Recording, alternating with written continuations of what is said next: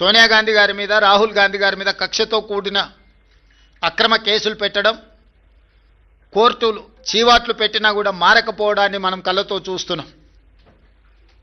వీటన్నిటిని దృష్టిలో పెట్టుకొని ప్రజలు ప్రజాస్వామికబద్ధమైన కాంగ్రెస్ పార్టీ ప్రజలకు రక్షణ. అందుకే ఈరోజు తెలంగాణ ప్రజలు కాంగ్రెస్ పక్షాన బలంగా నిలబడ్డారు. ఈ స్ఫూర్తి కొనసాగుతుంది. భవిష్యత్తులో ఇంకా బలంగా పనిచేస్తాము, బాధ్యతతో పనిచేస్తాము. ఎదిగినా కొద్దిగా ఒదగాలి అని పెద్దలు ఏదైతే సూచన చేసిండ్రో వాటిని దృష్టిలో పెట్టుకొని ఆ విధంగానే ముందుకు వెళ్తాము. ప్రతిపక్షంలో ఉన్న వాళ్లకు అధికారం కోల్పోయినా అహంకారం దగ్గలేదు. ఇంకొక ఆయన కడుపు నిండా విషం పెట్టుకొని, మూసీలో కాలుష్యం కంటే ఆయన కడుపులో విషం ఎక్కువగా కనిపిస్తుంది, ఆయన మాటల్లో, ఆయన చేతల్లో, ఆయన వ్యవహార శైలిలో. ఇప్పటికైనా ప్రజా తీర్పును గౌరవించి ప్రభుత్వం తీసుకుంటున్న నిర్ణయాలకు సహకరించి ముందుకు రావాలి.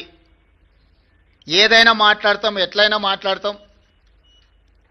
బరితెగించిన విధానాలతోని ప్రజల్ని ఇబ్బంది పెడతాము అనంటే ప్రజలు ఇచ్చే తీర్పు ఈరోజు వాళ్లకు కనువిప్పు కలగాలి అని నేను అనుకుంటున్నా.